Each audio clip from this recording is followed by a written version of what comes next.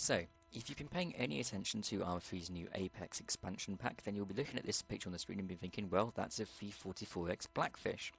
And you'd be correct, actually, it is. But a lot of people don't know how to fly it, and that's because it classifies as a fixed-wing aircraft, but it's a VTOL as well, so it takes off vertically, etc. And what makes it difficult to fly in particular is the fact that the points at which these propellers, which you can see here, rotate forward is predefined by automatic mechanics in the aircraft, and you need to know what those are to take full effect of this aircraft. So without further ado, I'm going to start the engines, and when you're taking off there are two things you need to remember. I'd always recommend going for a vertical takeoff, and to do that you can press X, which turns on your vectoring. It's basically auto hover if you've flown a helicopter before. And I'd advise you rise first to about 30 metres, obviously put your landing gear away as soon as you can.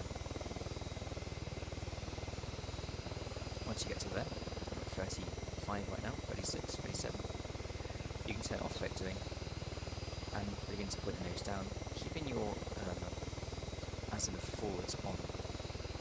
Now, the two numbers you need to remember here are 20 metres and 150 kilometres an hour. That's 20 metres, 150. The reason being is that these engines will rotate forwards if you're going over 150 and you're above 20 metres. There you go, you see 150 metres and 150 kilometres, sorry, and we're going forwards. You see, if I go below 20 metres, here I'm at 17, the engines don't like it.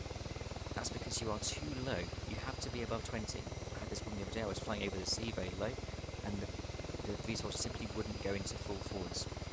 But I didn't know at the point that I had to be over 20 metres, and as a result I crashed into the sea. A little tip there, you need to know that.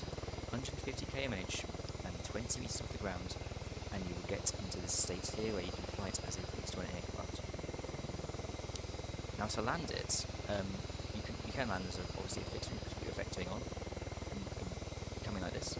Or if you want to land it as a plane, put your landing gear down, you need to remember a different number, and that is 220 km/h. At 220, you watch my speed now, 230, 225, and now you see these propellers are going to start to come back up into the full forwards position. I am quite high right now, so just go well, and there we go.